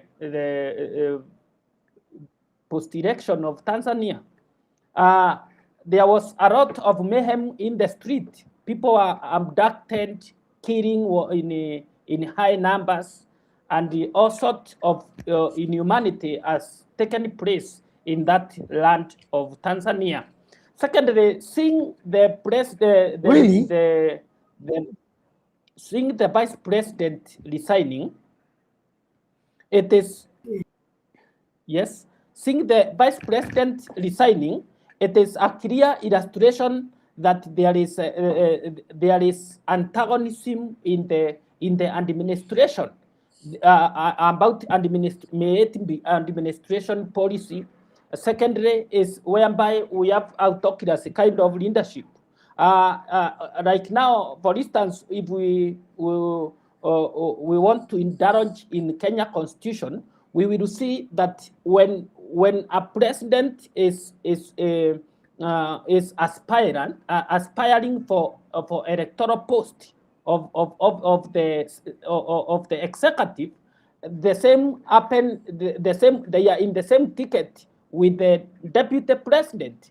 But in Tanzania, deputy president is an appointee of president. So basically, he is a vice president. He is not a deputy president. And the vice president, in most cases, even in our constitution before 2010, vice president was appointed by the president. And for you, for the vice president to vacate the office, president, I remember during our former president, Daniel Toroitich Arap Moi, on that time, president could stand on the press and fire his principal, fire his vice president. And this is what we are seeing in Tanzania, that the vice president, he has resigned under duress. He has been told, if you don't resign, I will fire you. And that is what happened. So basically, we see that democracy of Tanzania and Uganda are in wheelchair, whereby even right now, even in Nigeria, Lagos, you know who is the DP for Kenya. In most cases, until you do your research to find the vice president of Tanzania, it is until he has come into limelight. That's so their democracy is still not yet evolving. The democracy where it is evolving, administration policies are put bare, not under the table. The administration policy should be working in the entire institutions of government. Another thing to go ahead. Finish up. Another thing to check on the resignation of on the vice president in Tanzania, it means that in an autocracy kind of system, you find president is in his own planet, and the vice president is in another. Someone is in Venus, and the other one is in Mars. So for these people to meet and agree, it takes time. Secondly, for the so are you saying now that the president of Tanzania, I'm talking about Madam Salihu Hassan, is not in agreement with the vice president, Mr. Nchibi, who has just resigned? Is that the situation in Tanzania? I'm telling you for true, no one will say it, but according to the policy of autocracy kind of governance, that's how it is. Vice president is either resign under duress or be fired at any presidential press.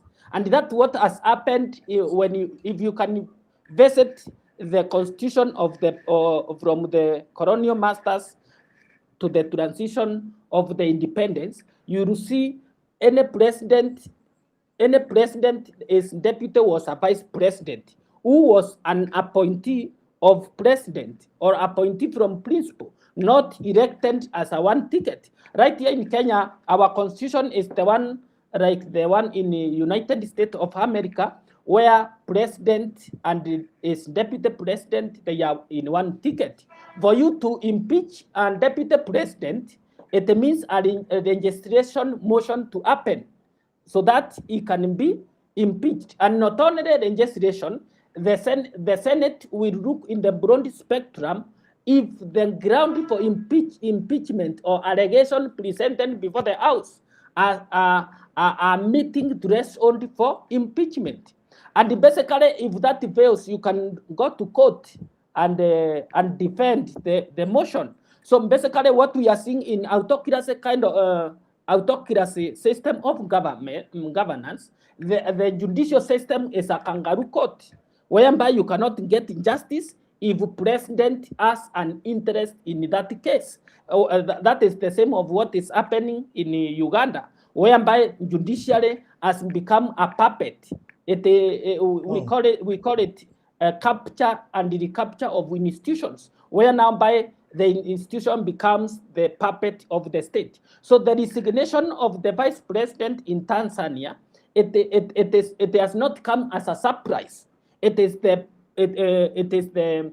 president that wants a change, and that change must resonate with the people. So basically what the president or the administration of Tanzania is doing, it is revisiting the time from the time of election to now. What are the changes we can do so that we can resonate with the people? And basically is like you will see even ministers are resigning. It is not just vice president. You will see the minister of health as resigned, minister of immigration.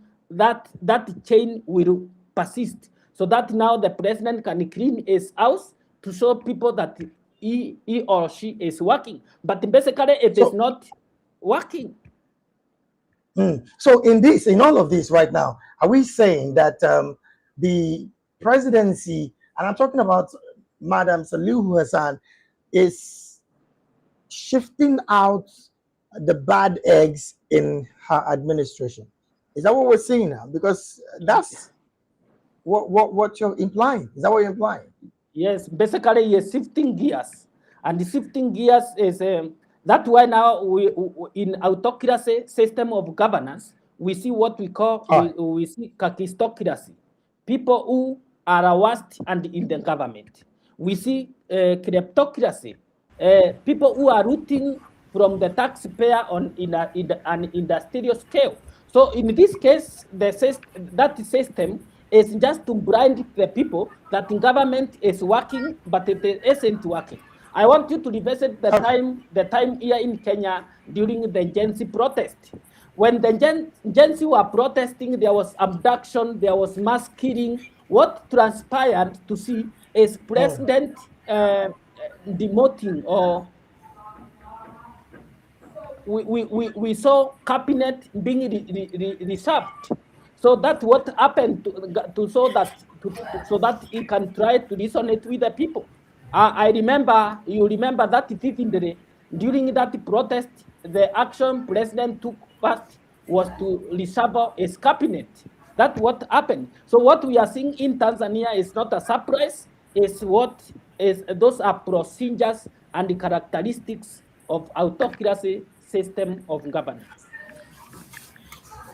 All right, then let's wrap up this conversation by returning back to the breaking news is making the round all across Africa today, and that is the story of General MUHOOZI Kainerugaba, son of Mr.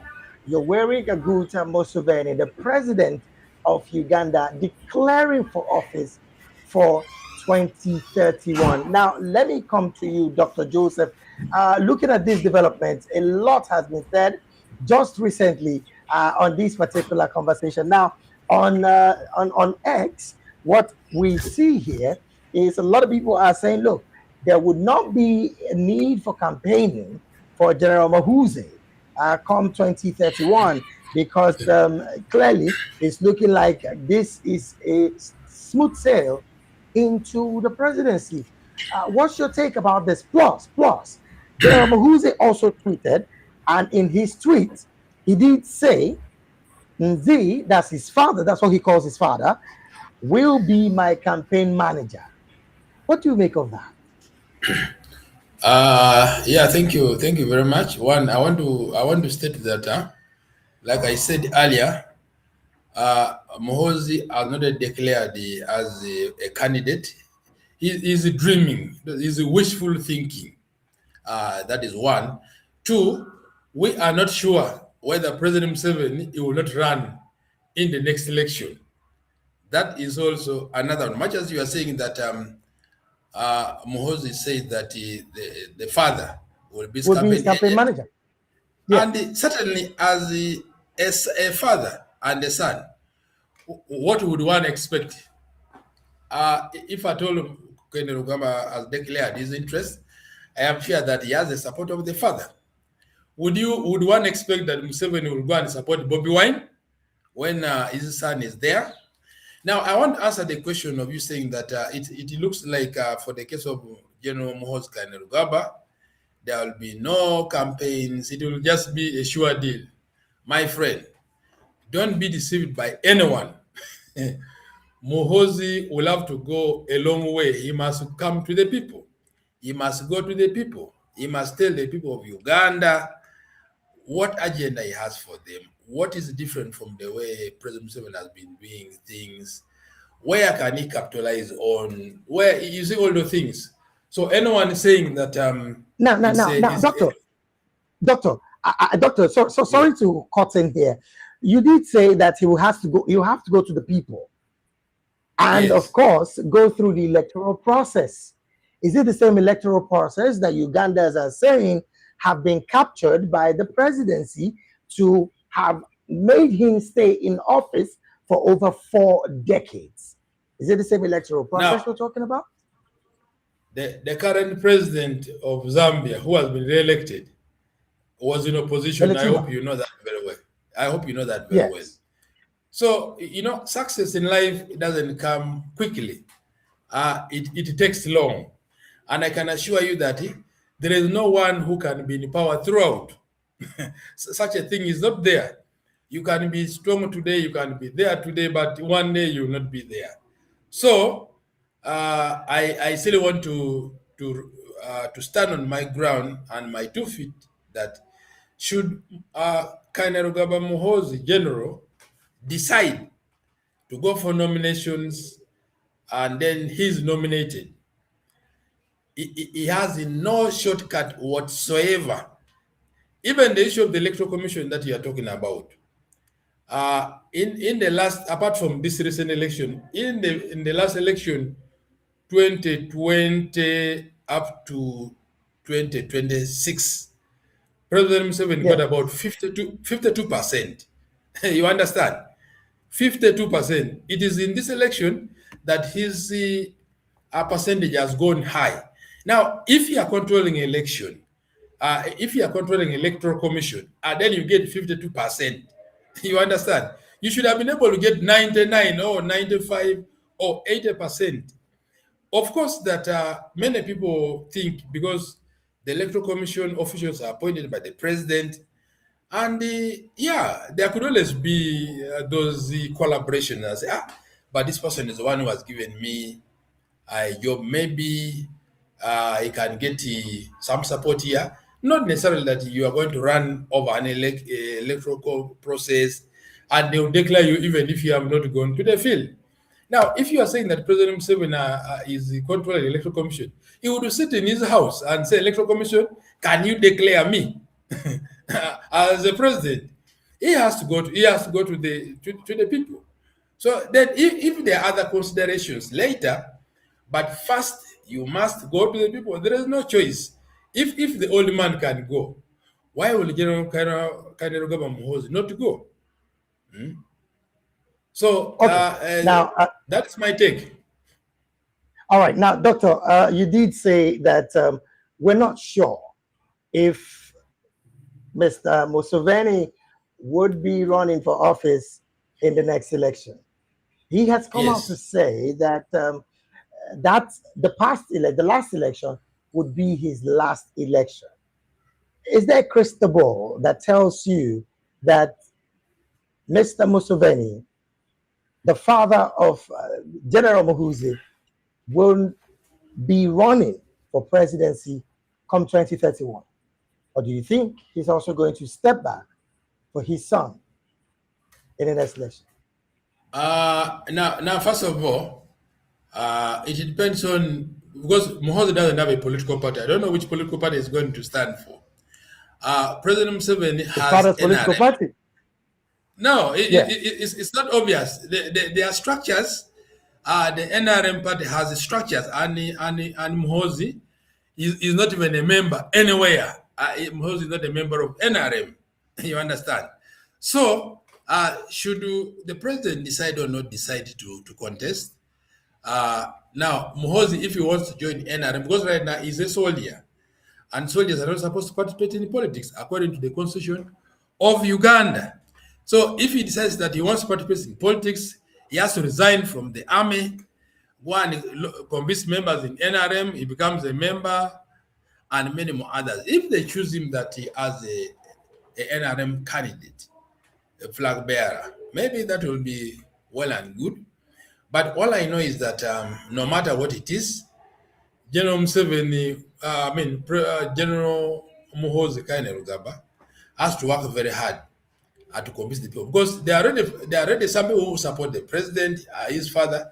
There are also those who are fatigued with the president, who is also his father. So MUHOOZI has the two edges about his father. He can get support from those who are supporting the father. He will also miss votes from those who don't like his father, who is the current president. And then also there are those who don't bother, whether it is MUHOOZI, whether it is Museveni, or it is who they say, whoever will come, as long as he comes to serve Ugandans, we shall support him. All right then, Doctor, because of our time, really, I would want to take you on a particular same conversation, but let me take the question to Mr. Martins. Now, looking at the developments in all of this conversation that we've been talking about, General MUHOOZI, yes, is a military person, and of course, he stands to, be accounted for or voted for as citizen of the country. Now, the 1995 Constitution has been amended twice on major high-profile occasions, specifically associated with extending President Yoweri Museveni's time in power, though the Constitution has undergone several General Amendment Acts since its enactment. Now, I say this part of the, tweaking of the Constitution of the statement of Dr. Joseph. Now, is it possible that the Constitution might be changed again to accommodate the person of General MUHOOZI to be able to stand to be elected for as a president come 2031? The question is for you, Mr. Martins, before we take it back to Dr. Joseph, who is in Uganda. Thank you. To begin with, let me emphasize about General MUHOOZI. I read this in the morning, where he said that his father will be the campaign master come 2031. Campaign manager. Basically, yeah. Basically, MUHOOZI Kainerugaba is a CDF, Chief of Defense Force. I remember a time during the Kenyan Gen-Z protest, our CDF, Chief of Defense Force, started politicking like the way MUHOOZI was doing. And our opposition called him to order and told him, if you want to do politics, resign and come to politics. But now the big question I pose to my friend Joseph, where are the opposition in Uganda to call MUHOOZI to order? Because what he is doing, he is a military person, and the politics and administration should be left with the members of parliament and other political class. But he is a military. He should be checking and the balance about military external threat to the country of Uganda, but not the politics. When he will adjudicate the mandate in matters of military.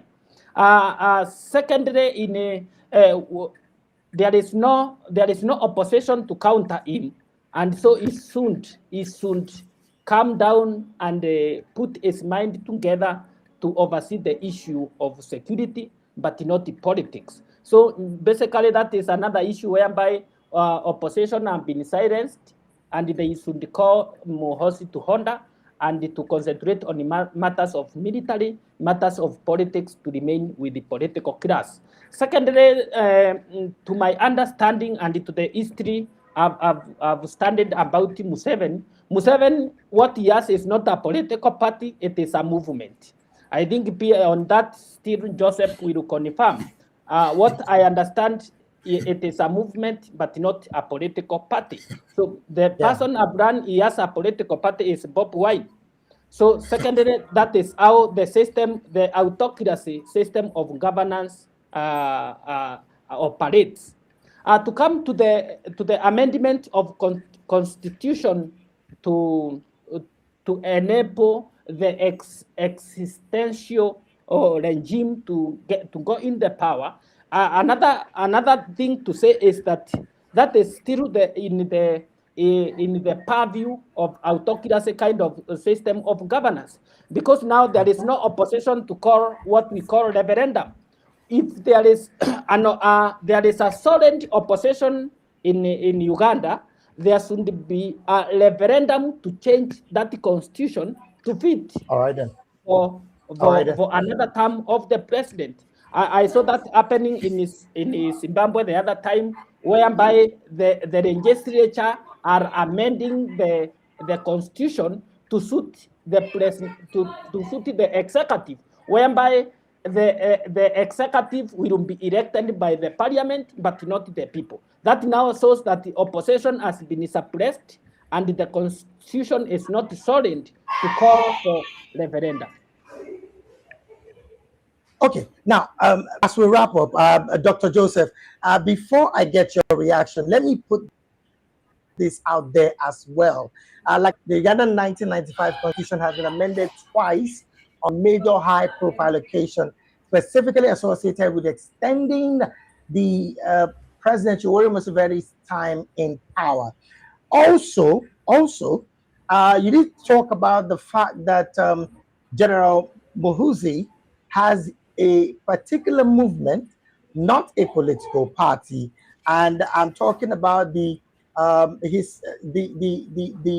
movement where he's been really doing quite a lot of things. I mean, the organization held its first post-election baraza last week at Humura Playground in Yegwakwa district, bringing together the Patriotic League of Uganda movement supporters from Toro to Bunyoro, and of course to Greater Mumbedi and the neighboring areas. Now it's looking more like he is already making some moves, but like I said, it is a movement that he has, not a political party like that of opposition figure Bobby Wine. But can his movement be in pole position to be a political party? Plus your take on this conversation while we wrap up this conversation. Yeah, thank you so much, David and Martin. I like the fact that the two of you only know that only Bobby Wine and as a political party, and the movement is not a political party anyhow.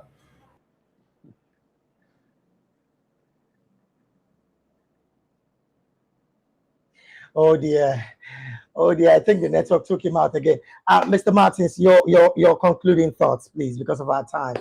Maybe if it joins us while you have your concluding thoughts, we might just have to take him in again.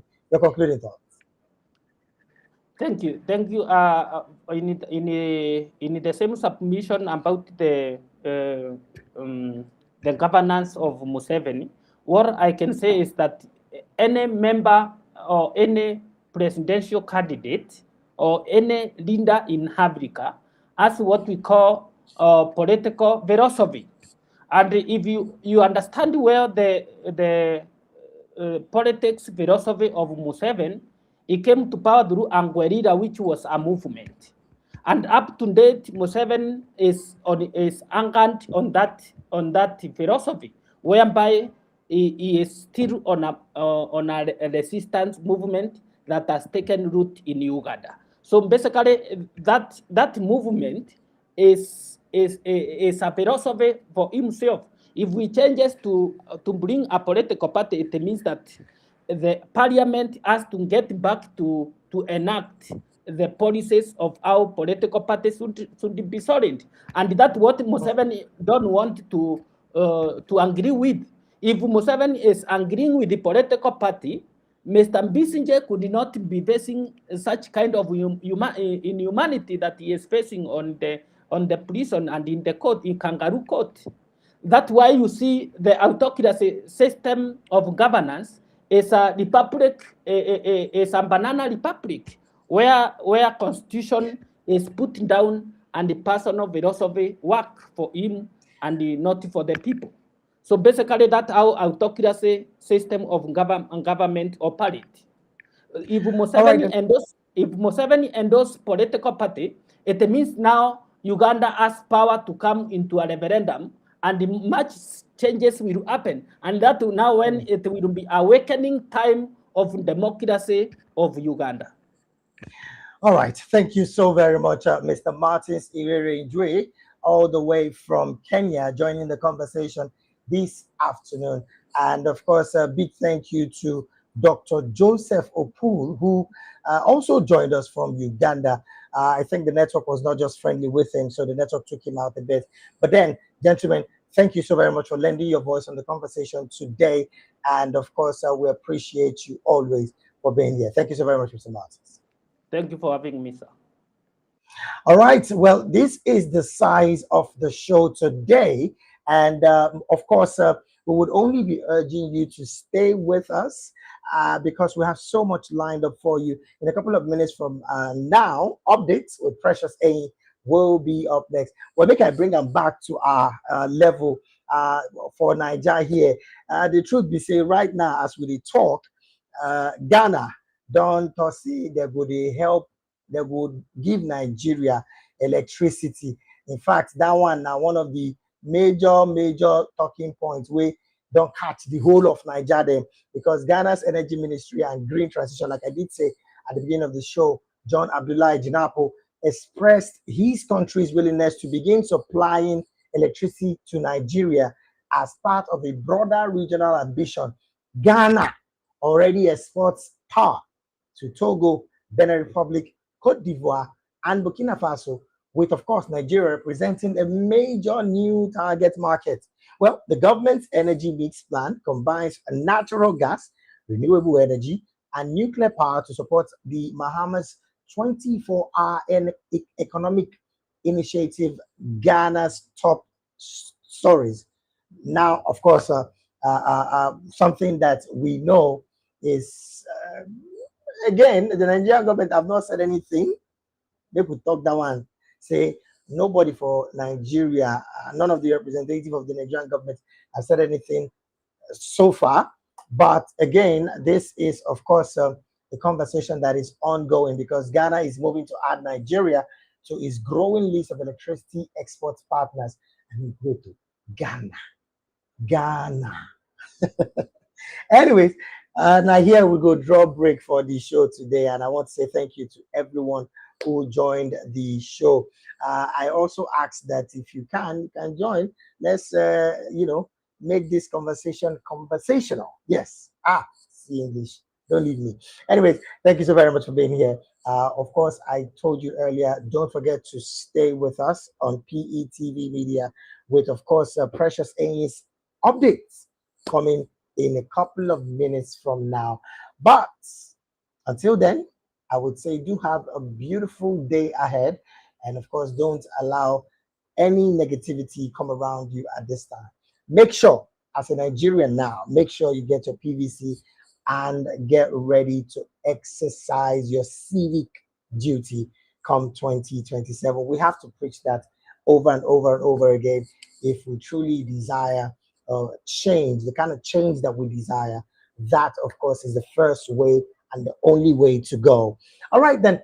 Well, I remain David Edwin, and I'm saying do have a beautiful, beautiful day ahead. And yes, don't forget to join Precious in a couple of minutes from now with updates with Precious. Until then, bye for now.